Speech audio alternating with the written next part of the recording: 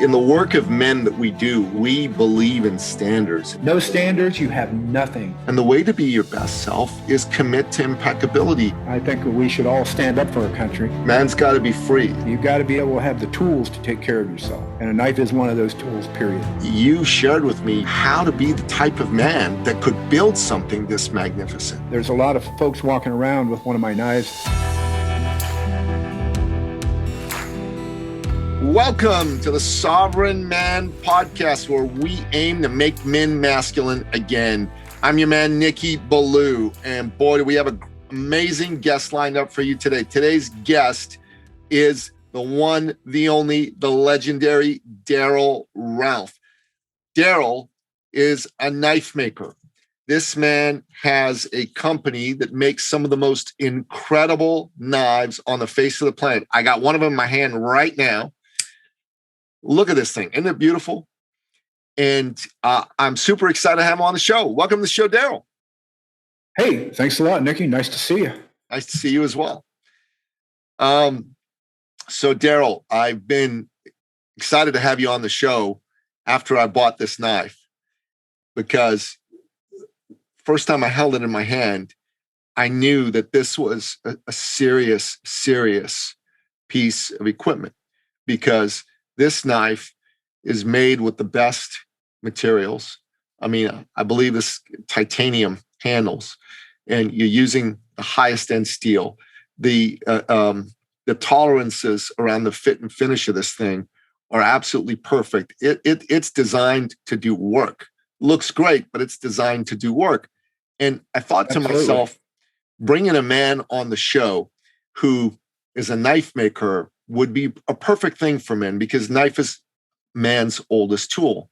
And I thought we could have a great conversation on that. But before we get into that, why don't you tell us your story? Because I'm curious, how'd you come to get involved with becoming a knife maker? Oh, goodness gracious. I had a contract manufacturing shop in Columbus, Ohio at one time.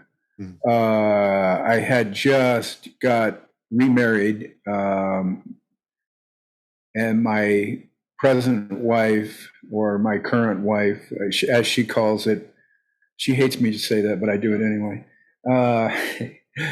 She had two stepsons, or I had two stepsons through her.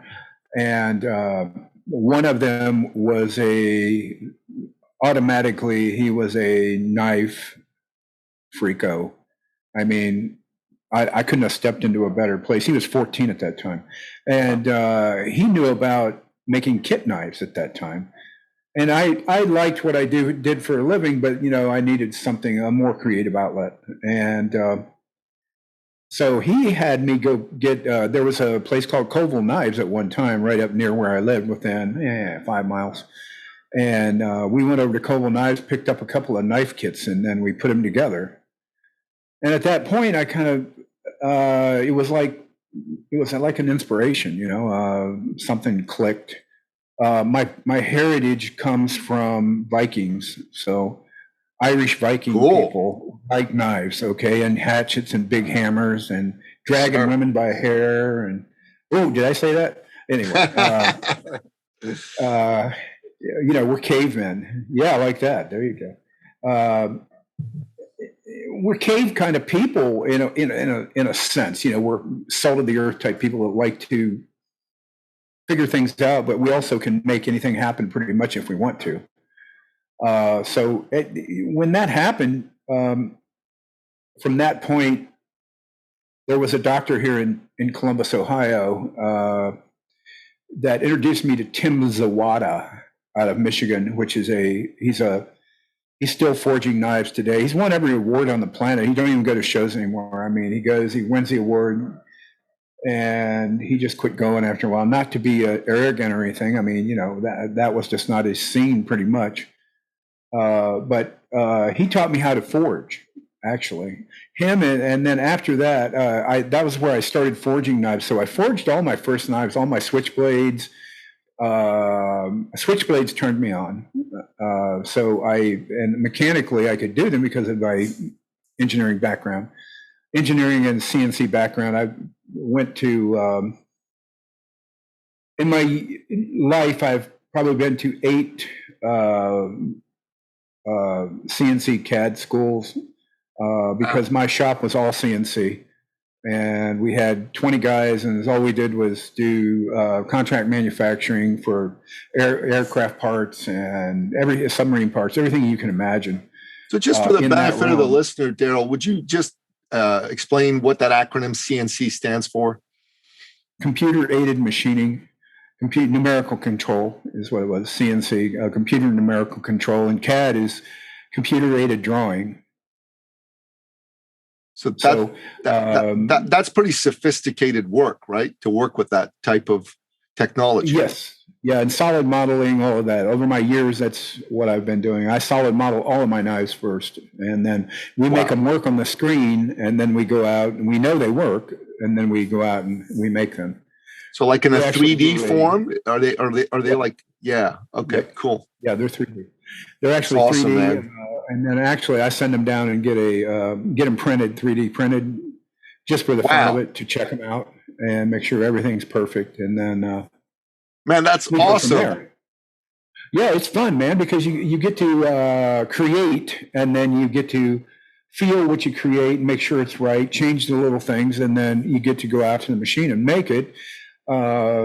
Off the machinery, though, I want to say this because everybody believes that, oh, you all you got to do is go to the machine and then they're ready to go. No, we have to, there's still there's a human factor you got to have there. You got to know how to finish everything. Everything has to be put together properly. And we hand grind all of our blades. And we hand fit and finish every piece and every part. It's just that we wanted to eliminate the mechanics of it. We wanted it right first and then do the finish work, which is the artistic part. And that's the way we make everything to this day. I mean, we've evolved and made changes, but that's how we make everything to this day. But that was where I started. Through the years, I sold my machine shop, my big contract shop, and then I actually started in my garage on Livingston Avenue in Columbus, Ohio. It was a 1.5 car garage. Bought a few little machines that were benchtop CNCs and put them in my little shop, and I started making switchblades. From there, it went to more titanium tactical stuff, which is I get better. A lot of art knives with pearl and ivory and gold and hand working all the, I hand inserted the gold in the backs of the knives and file worked them and polished them and did all that work. But that was not I figured out after a while that was not my forte. I liked it, but I didn't like it enough to continue with that. I wanted to make an everyday knife for every man, basically, is where I wanted to. I wanted to hit a bigger population than just collectors. I wanted to hit guys like you that pick the knife up. Now, I know you'll go use that knife. You should have no fear of using my knives. I want everybody to use my knives. They're made to use. Amen. You can make them beautiful, pull them out all you want, make all the pretty stuff you want, but you can still go out and actually hammer that thing into a tree and use it. It's made that way. I don't make non-functioning knives. So to me, form and function is first, and then fit and finish to make everybody happy. But my son got me into it. My 14-year-old son started me into that path, and I don't know what it was, but it was almost like a godsend. So when did you sell your machine shop? That was back in 89 or 90. Wow. 1989, 89 or 90, something like that. I had a couple of shops during that time. During my lifetime, I worked for several shops around town. A lot of it was consulting work, CNC consulting. CNC was young at that time. It was in young years, and I knew about it. It was kind of like it was indulged in me somehow. I don't know. I like robotics. I guess that's what it is. So I did a lot of consulting, and then I just decided to start a shop. I got into that and I kind of liked it, but managing 20 people every day, it was more of a manager's job than it was hands-on. I like the hands-on thing. That really gets me off. I was just up at my shop here, up the hill. I got a 3,000 foot square shop up the hill. And in that shop, our new Ohio shop, I went up and worked on some what they call drip feeding to a machine, make sure everything would work for Monday morning for my machine, my shop supervisor who will be working on that. But, I went up, I know how to do it. He don't know how to do it. I want to get it right. I'll go up and show him Monday morning and we'll be off to the races. But that's what I do every day. I do programming, solid modeling, CNC. I write programming, and plus I design new stuff and then work on my web presence, marketing and such. So when did Darrel Ralph Knives become a going concern? Where you had enough momentum to say, yeah, I got a company. About 1993. Wow. So it took you a while to get it going. Well, yeah. I sold my shop in 89, 90, and my wife had a very good job. I'm not going to lie to you. She had a very, very good job. She good. Supported me. I put a couple of ads at that time in Blade magazine, and I had plenty of orders to make this and that, little things that I was making. So I had a ways to sustain. But probably in 1993 is when I started selling really high end, anywhere from $2,000 to $10,000 switchblades. Wow. I forged all the material. I did all the gold work. I did all of everything. I did it all myself. And like I said, I enjoyed that. But I didn't enjoy it enough to make that it was part of what I needed to do, but I needed to get back to knives for men to use every day or humans to use every day. I wanted to stay in a knife that was functional, but like a wolf in sheep's clothing. You'll take it out and wow, that's beautiful, but that thing will hurt you if you need to take care of it, not hurt you. But you can use it for self-defense if you need to. Absolutely, you can. In a bad situation where you need to cut somebody out of a car or whatever you're going to do with it. So that was in 1998. That's when I figured that out. I taught at the ABS school down there. I taught at NRA schools across the country, teaching classes on how to grind blades, how to make switchblades, how to make Damascus, how to all of that realm of inlaying gold into back spines and file working and working with pearls and ivories and teaching classes. I taught classes for all of those folks. And then about 1998, like I said, I made my first actual titanium tactical style knife, I guess they call them, dress tactical. It was called the Krait, Krait, and it was a little knife that I come out with and got reviews in Blade magazine, pretty great, and I lucked out there. I had some Blade magazine exposure, Tactical Knives, Knives Illustrated. All those magazines were big at that time, and I got a couple of front covers here and there, and some articles, and all those things, and guns and guns and ammo, I guess it was. I got a lot of chatter that way. But at that time, and then 2 years after that, 1998, I ran into Camillus Cutlery. There was a couple of sales guys, Will Fennell and Anthony Lombardo. They got me involved with Philip Gibbs, who is now the production manager for A.G. Russell Knives. And he was the production or the new product manager and design manager at Camillus Cutlery at that time in 1990. In the year 2000. And I got into licensing my knives at that time. So we licensed out, I can't even remember how many designs, a lot of designs, to them and a couple of other folks. Smith & Wesson Knives had some of them. That was through a third party. Their HRT line, I designed all that back in those days. Camillus, the Mad Max, the Dominator. The Dominator knife that you have right there first came out in the year 2001. There was only 100 of them made. They were titanium, and I never resurfaced with that knife, I think, until 2009. Wow. That's when cool. I brought it back out. I let them mess with it. You know, it was an iconic knife. People bought it. It had an assisted opening at that time, was huge. So they only had like 100 or 200 they made. And then at that time they sold out and everything. They sold that company and Schrade. The owners of both of those were family.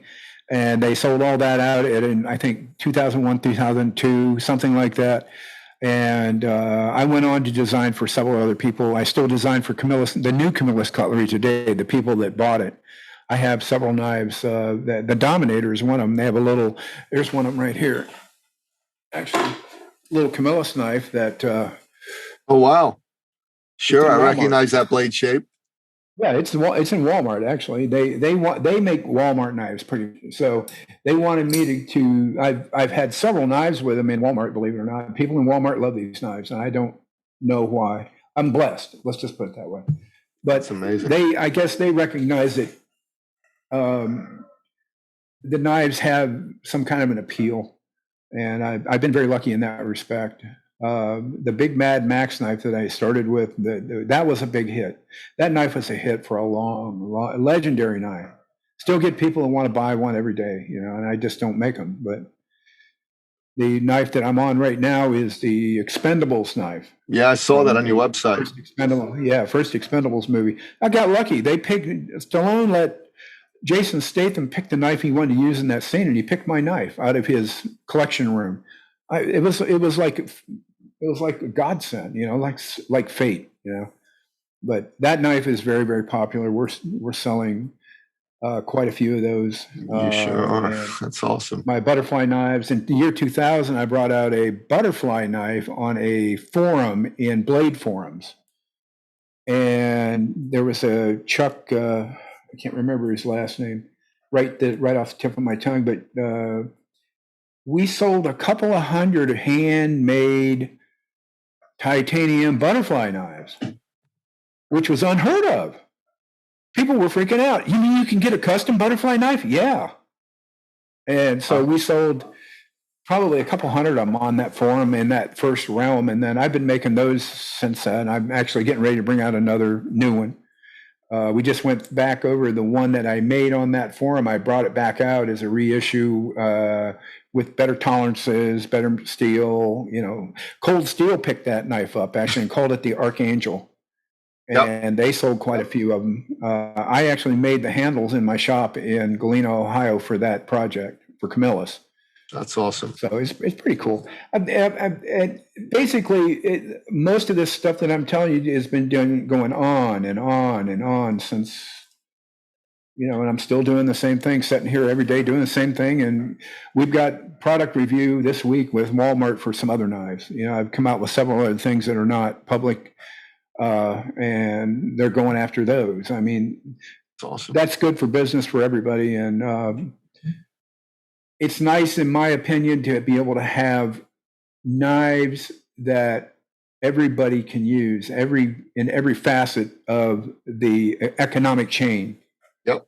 That makes me, I try not to be a proud man because I know that's not correct, but I'm very happy about that. You know, that there's a lot of folks walking around with one of my knives in their pocket and they actually use it every day. That's great. That's awesome. I mean, it makes me a happy guy.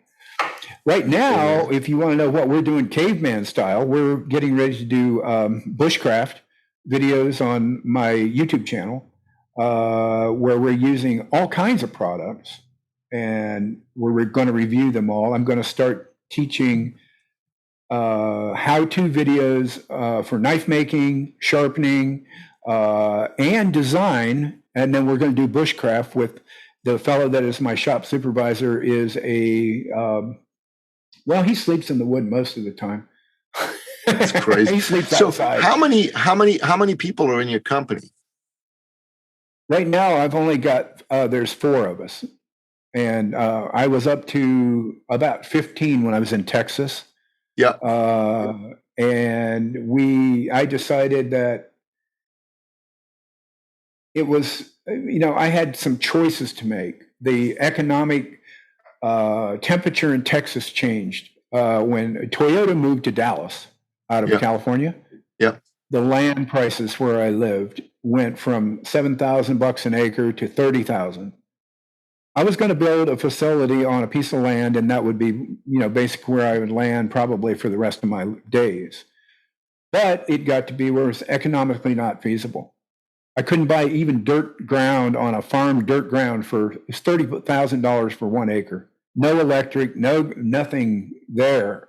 All utilities had been brought in. Probably cost about another 30, 40,000 just to get utilities. Not worth it. It's not a good investment for me. Sure. It's not. So we did some research up here, and we found this place we're in now, and very happy here. It was perfect. There was a business in here. A man owned a well business where he had well pumps. And that's all he did around here. He was out in the country. We're out in the hills. We're in the foothills of the Appalachian Mountains. And I live on a mountain. It's cut into a mountain into rock. And there's a shop up the hill. And then we have our little house down here. And they built that in 1964. And we come in and we refurbed everything, gutted it, started over. Same with the shop. The shop was in good structural health. And we had to gut it, though, and make we made it all white inside, like an Apple factory or something, like a computer factory.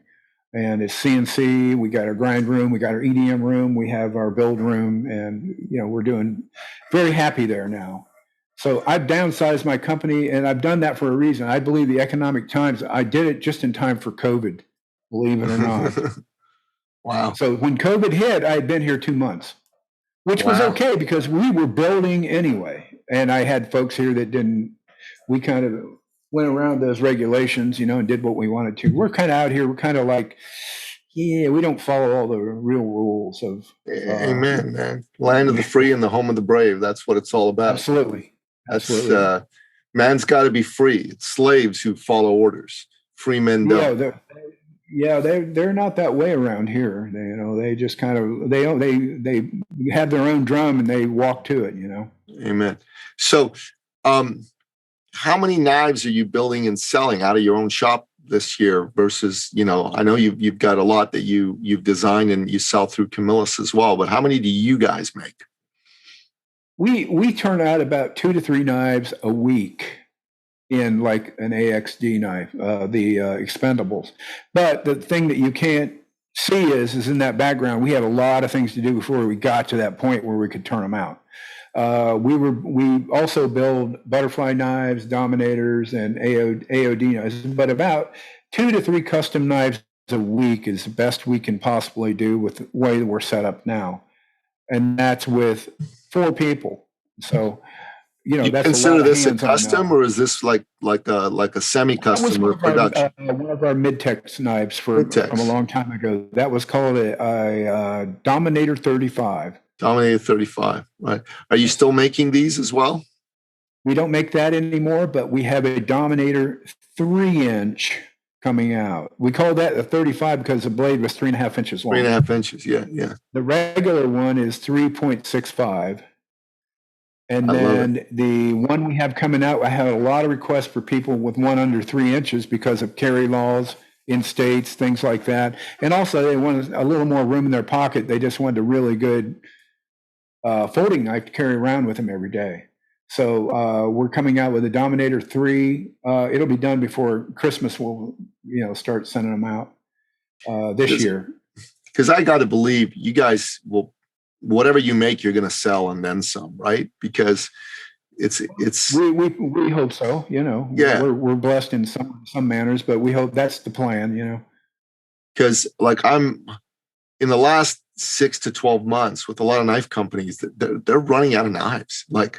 I'm friends with Curtis Iovito from Spartan Blades, and I like some of their knives. They make some really good fixed blades that I really love, and they do a lot of work with Bill Harsey as well. And you can't. Bill's. Those are good people. They've been around a long time. Yeah, exactly. They can't keep knives in stock. Like they just can't keep them in stock. Like whatever they make just flies off the shelves. It's crazy. We're actually building knives from our orders in February right now. So February of this year. So, that's like, it's October, man. That's crazy. Well, we can only build them so fast. And I'm not going to, the one thing that I've learned, believe it or not, one of the best teachers in the world is Gordon Ramsay. Yeah. He has a word, standards. I don't care about how many go out there. I care about the ones that do go out. They got to have standards. No standards, you have nothing. You won't last. The only way you last in any business is with standards. Well, and I refuse. We're only so many people. We're going to send them out one way, and that is correct. If they're not correct, they're not going out. Amen. Yeah.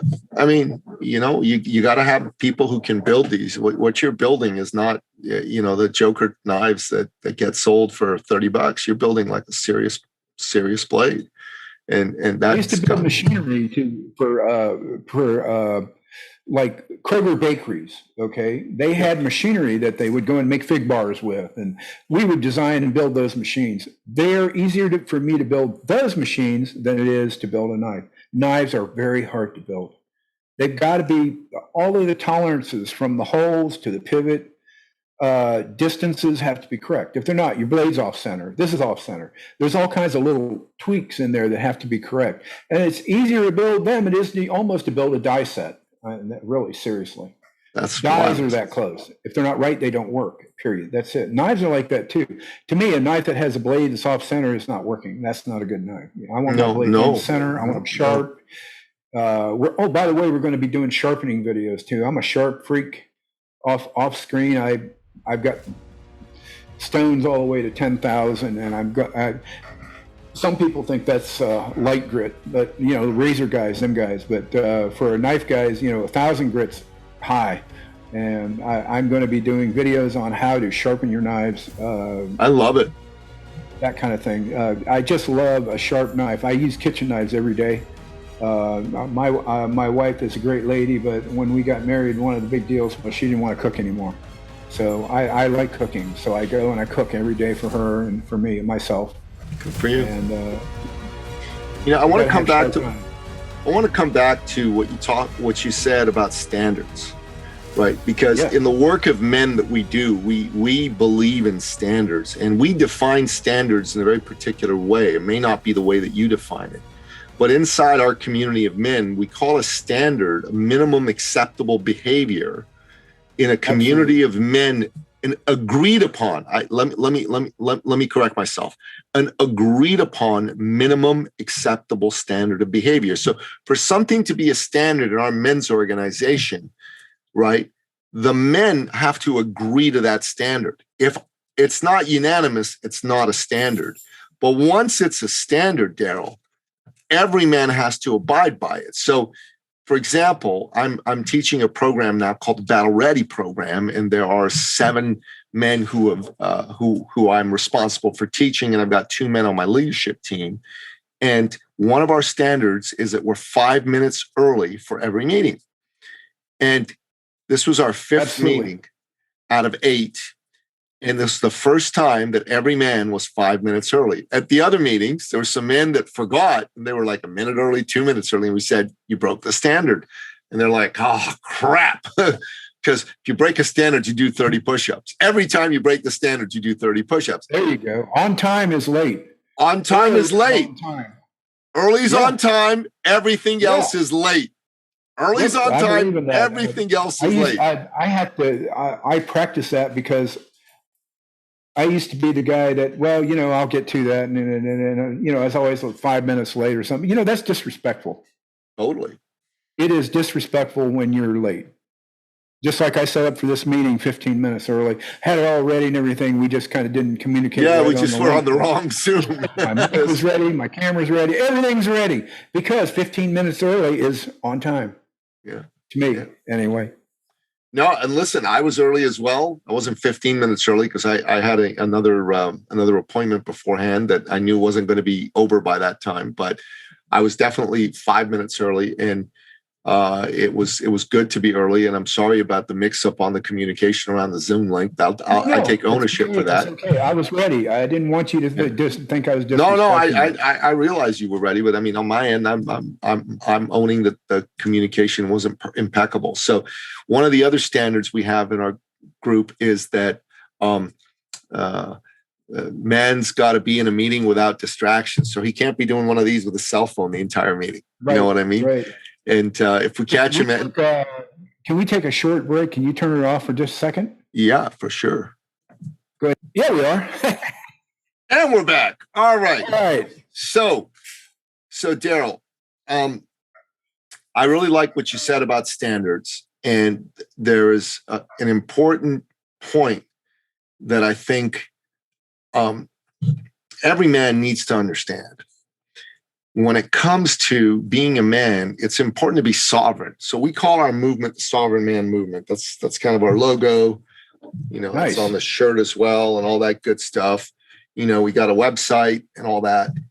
And we say that for a man to be sovereign, that means he's self-sufficient. That means he can pay his bills. So I don't need the government to take care of him. You know what I'm saying?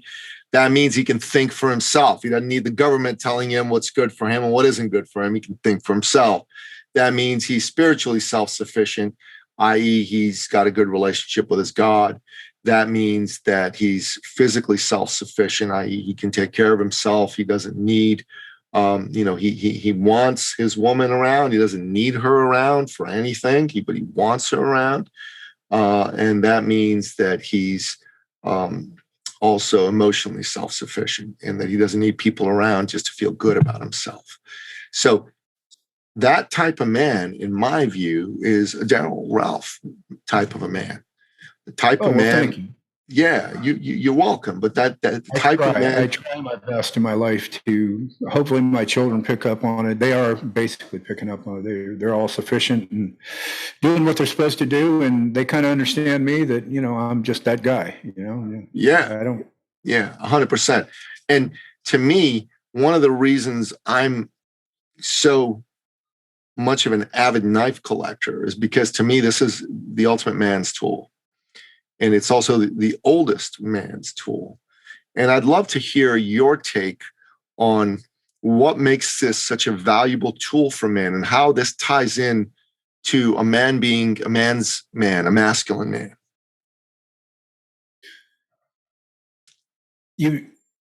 If you had one thing that you could carry with you every day that would help you in most every situation, it would be your knife. Many people carry knives, at least in this part of the country. They do that for a reason, because we work every day on something where we find a function or a form or some reason to use that knife. And when you stop and think about it, the men that actually that are self-sufficient and sovereign, and men that are able to do just about anything, if it's not even a razor knife like you buy for $1 to open your stuff in your shop or out in your garage or whatever, you've got one. It doesn't have to look like that one, but you've got one. It can be any of them. You've got to have a sharp tool to do your work every day. You're a man. My wife has 4 pair of scissors. Same thing. It's a cutting instrument. They didn't make them then, but I'm sure that the women had knives at that time too, when there wasn't any scissors. It's a tool that we have to use as part of our daily life. It really is, when you stop and think about it. And if you're not using one, then you've got somebody that works for you who does, is the way I look at it. I mean, there's other ways of being sovereign. Just because you don't carry it, you may have somebody that takes care of that for you. It could be your gardener. It could be your mechanic. It could be a guy in a factory somewhere that makes a product that you use. When you buy a product, somebody down that line somewhere is using a knife to help make it, because it's part of their daily routine. It really is. A knife is part of your daily routine. We're still endowed to it. What are we going to change out besides maybe a laser that cuts stuff? Still a knife. It's cutting. I mean, Down the road, that might be the way it works, but this is where man started. He started by taking stones and he chipped them into an instrument that he could cut with. He gathered his food with it. He used it every day to prepare his food, to take care of his hides and all the things that they had in those days that they had to take care of. But it was a knife. Even if he made it himself out of a rock, it was a way to cut something or anything that he needed done. Wood, making spears, making everything. Indians, everybody in the world, cavemen. It started with the cavemen. They had ways, they figured out a way to get things done. And the knife was one of the first instruments that they designed because they had to cut stuff. All kinds of things every day.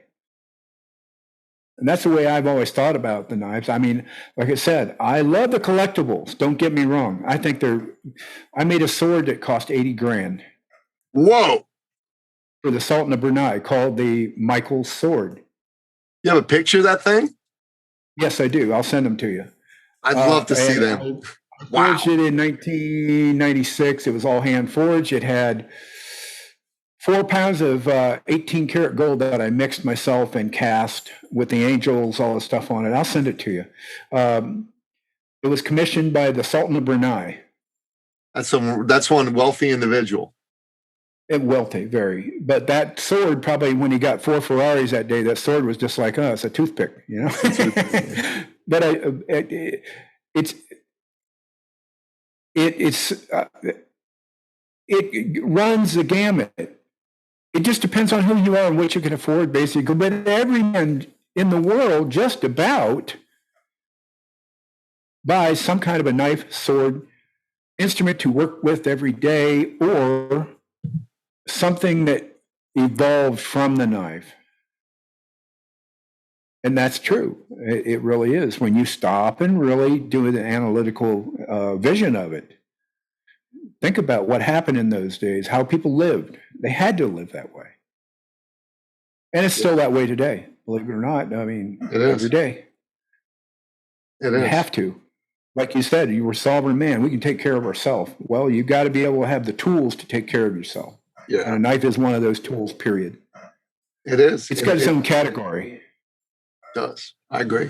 That was really well said. Thank you for that very thoughtful and detailed explanation. Well, I'm glad we got that out of the way there. Now we know where we're headed. Well, I'm curious about that $80,000 sword that you built for the Sultan of Brunei, because that's a collector piece. But for someone like the Sultan of Brunei, he might decide to use it on something too, you know? Yes, it was usable. Like I said, I don't make anything. I have never made a knife in my lifetime that I was not function first. So you got to tell me the story. How'd you get the Sultan of Brunei to say, Darrel Ralph, I want you to make me this sword? Well, it was kind of like having the knife in the Expendables movie.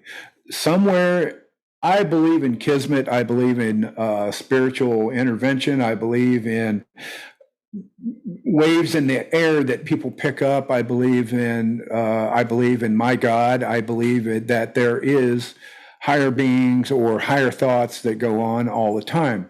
There was a fella, his name was Hugh Bartrug. If you look him up, he used to forge and make some of the craziest collectible items you ever can imagine in the knife realm back in the 90s. Excuse me. Let's see. I was friends with Hugh. He lived in West Virginia. I lived in Ohio. I would see him at all the shows, and him and I would sit around and talk all the time. He was a great man. You know, he taught me a lot of things. A lot of the practices that he taught me, I still use today. And excuse me. He had a stroke. And the Sultan of Brunei had commissioned him to make a Michael's sword, which is a story of the Archangel Michael casting the devil to hell. Hugh had a stroke. he called me up. He couldn't forge anymore. He couldn't make knives anymore. He's in a wheelchair. He called me up and said, Darrel, I've got a sword and you're the only fellow that I trust to make it. Do you want to do it? And I said, what is it, you? And he told me. And I said, okay, send me the plans. He sent me the plans that he had. I followed them and put my own things and twists in there. But to make a long story short, it wasn't one of those deals where there was like spiritual intervention. Mm-hmm. He chose me to make it, and I did it. Stallone told him to pick the knife out of his room, his collectibles room, and he picked my knife. I mean, it's weird, you know. It's kismet. I don't know what else to call it, you know. But I made that sword, and it's been around. There's people. Somebody has it now. I think Mike. Talanian has that sword, I think. The last I heard, he's in Florida. He's a collector in Florida. He has that sword, I believe. Wow. And his price on it is unobtainable. He won't sell it. So it's crazy. It was just one of those things. I've had knives in movies, and I didn't even, I don't solicit Hollywood to put movie knives in. They go into movies and I don't even know they go there. Butterfly knife, Angela Jolie, Aerosmith, all the Aerosmith guys. I've got pictures of them on the wall here that they've got all my knives holding them up. Steven Tyler was on, what's that, America's Got Talent when he was on that show. He took one of the Expendables knife out on that, in front of the TV camera, flipped it open, was sitting there holding it. Love it. Joe Perry was on one of Rachel Ray's TV shows, and he flips out my knife. This is a Darrel Ralph. It's a big, long knife that I made for him, a big flipper. And he sat there, cut up stuff on the show with my knife. I didn't ask for any of that. It just happens. It happened by itself. I love it. And I'm blessed. It's great stories, man. It's stuff for the book because you can't, I don't think you could ask for anything like that. Then it would happen unless you're connected with some guy or something. But, you know, I almost think it's spiritual intervention or some type. I really do. And that was the Mad Max knife that Joe Perry had. It was on Rachel Ray's something or other, her first show. He was on tour, and she went out to the tour bus is what it was, and they were grilling stuff, and he's out there cutting stuff on there. This is a Darrel Ralph, and it was on TV. I'm like, wow. Had an article in the New York Times too, believe it or not. That blew me away too. That's pretty cool. That was years and years ago. And Playboy is in Playboy magazine. I didn't ask for any of it. Crazy. That's awesome. So life's been good. It's certainly sounds that way. That's a hell of a story of how you got to make that sword. I really like that. Crazy. It's a great story. It's a great story. And what you said about what a knife means to a man, I think is spot on. Because men primarily are task driven. Even in this day and age where they're trying to make a lot of men forget what being a man's all about, they can't beat out of men that they're task driven. And knives are very useful, as you put it, for accomplishing a whole variety of tasks. And that's why I think every man's got to have a knife. Every man must have a knife. Frankly, I think every woman should have a knife. I'll tell you a story about my fabulous girlfriend. So I bought her a knife. I bought her a Mel Pardue designed Benchmade Griptilian. And, you know, it's a nice, small, tiny lady-sized knife. And she says, why'd you buy me a knife? I said, you never know when you could use it. She goes, all right. So one day she went shopping with her little niece, who at the time was, I think, 16 or 17. And her niece was trying on some dresses, and she was out there just browsing. And then she got a call on her cell phone. It was her niece. And she says, Aunt Teresa. She says, yeah, what? She says, do you have your knife? She goes, yeah, I got my knife. She says, I need you to cut me out of my dress. I'm stuck in it, and the zipper's stuck. And so she went in there, and she used that knife, and she cut her out of the dress. And that's when she said, wow, knives are useful. I'm like, if my girly, feminine girlfriend could find a use for a knife, pretty much anybody can. That's fantastic. Yeah, it really is. It's a good story. It's a good story. It's a good story. So, does she carry it with her every day? I don't know if she does, but I think she carries it with her quite often. And in her vehicle, she's got a cold steel Spetsnaz shovel, the one with the edges sharpened. Yeah. You never know when something like that might come in handy. And that's there in her vehicle every day. And I think it's a good thing that she's got tools like that available to her that she can use for things like home defense and cutting her niece out of a dress. And I just think every man ought to have that, right? Every man, beauty about this knife is totally a functional knife. I mean, it's a beast in my hand. It feels so good. I love the way the scales feel in my hand. I love the jimping over here. My thumb fits on it really nice. I got good purchase grip on it. I could do all sorts of things with this knife. And I love the design. You got the US flag here, made in the USA. And I read somewhere that you got all 50 stars in the flag on this little flag. I mean, that's pretty crazy. Yeah. If you want to count them, let me know. There are little ones in there. I tried to get every one of them in there, not make it something amazing. That's amazing that you did that. That's an attention to detail that I think every man can learn from. Every man, needs to learn how to be his best self. And the way to be your best self is commit to impeccability.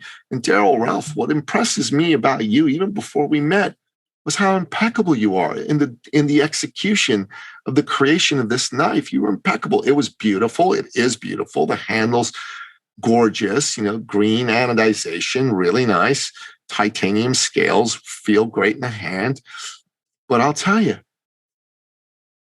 the stars in the flag, all 50 of them, show me that you're a man who cares about getting everything, every detail right. And this beautiful blade, this is such a utilizable blade. There's so many people over the years that have copied a version of the design of this blade, which just speaks to the genius of Darrel Ralph in creating such a fantastic knife. And I wanted to meet you, and I wanted to have this conversation because, to me, when I get to meet a man whose attention to detail and impeccability is as high as yours, that elevates my own standards. Just that I got to spend time with you, because I believe in the law of proximity. My mom and dad taught me who you hang around with matters. And Tony Robbins taught me about the specific wording of the law of proximity, which is people, you become who you associate with. And to me, associating with men like you, because I'm a knife collector, is a good thing. I get to know you. I bought a knife that you built, and now I got to know you. I'm going to look at actually purchasing some knives directly from you, because I bought this from one of your dealers in Canada. And you shared with me your wisdom on knife making and on how to be the type of man that could build something this magnificent. And for that, I thank you. It's an honor. It really is. Your words are honorable. Thank you. I appreciate it. My pleasure. And let's everything. You can't, you're only as good as the last thing you did. So yeah. Amen. So let's wrap things up by having a talk about freedom, because to me, we're living in a time where freedom is under assault from governments in the West all over the place. And nothing is more valuable than freedom, in my opinion. And I want to give courage to every man to be able to speak up, to not have their voices silenced, to be able to say what they believe, to be able to give glory and honor to God Almighty for giving us a great nation like the United States, a great nation like Canada, where men and women can be free to build the life that they choose and to speak their opinion whenever they want, without fear of being silenced or canceled. And to me, that's very important. And I want to know what your thoughts were on that. I think it's become obvious over the last 5-8 years that every man don't matter like we used to. We don't have the same voice. Number one, we're taken over by people that. And when you stop and think about this, years ago, the show called The Matrix. Yep. Came out, and when you stop and think about that, if that's not a higher thinking version of the way we're living now, I don't know what else is. We're here for food. We go out and work every day and pay our taxes. Without that tax money, they can't do the evil things that they do. I believe that the government is full of evil now. I really do. I think it's been taken over by third worlds, and the Eastern community is taken over part of our country. We allowed that started back in the 70s and 80s. We allowed those to infiltrate our country. And when they did that, they have a plan. Their plan is to make us like them. I don't know why they want us to be like them when they want our country. Why do they want our country? What's the big deal? If we're such a bad country, why are they all coming here? I don't get it. Why are they trying to steal what we have? I don't get it. We were created, this country was created by men and women and men who had the vision of what freedom was. That's why we're creative. That's why we outdo everybody in creativity. Amen. We blow them all away. They copy everything we do. Why do you think that is? Because they don't have that gene. That gene is not born into people. It may be born into people, but you've got to stimulate that gene. It's a freedom gene. You stimulate that gene is people have got to have a reason to use it. Freedom is one of the reasons you use it. Being oppressed is not creative. That's been proven all over the world for hundreds and hundreds of years. When you are oppressive to your people, they don't do nothing is sit around and complain and try to find a way out of it. Here we are. We've been here for several hundred years, and since the beginning of time, we've been creative. The Industrial Revolution was created here. The automobiles were all created about the same time, some across the world too, but they were all created at the same time. Those ideas came from men who were creative and had creative thought because they were not oppressed. Amen. That's what I think about freedom. Also, being a patriot is a very good thing. I think we should all stand up for our country. Not, if you got a complaint, I get that. Hey, well, you know, your life is about a 65% satisfaction, 35% of it, you know, you don't really want to do, but you've got to do it. It's part of being free. That's the payment for freedom. For freedom, there's a payment, and that's at 35%. But the 65%, we've got to keep on track, or we're going to have a problem. And I live out here, the people I live out here with, we pretty much all 65%ers. You know, we don't believe in the upheaval that's been going on in our country over the last 5 to 8 years. I believe there's evil forces that are involved in that, and all they want is they've got to set up to where we fall, and they make a monetary gain pretty much. They also want to eliminate parts of the world, populations. It just blows my mind that they are that evil, and I call that evil because that's not God's plan, not my God anyway. No. It's not his plan. It's not the plan that you go around and eliminate whole societies. That don't work. No, sir. It does not. That's the way I look at it. I live my life the way I want to. And I try to is 65% of the time. There's always that payment, though.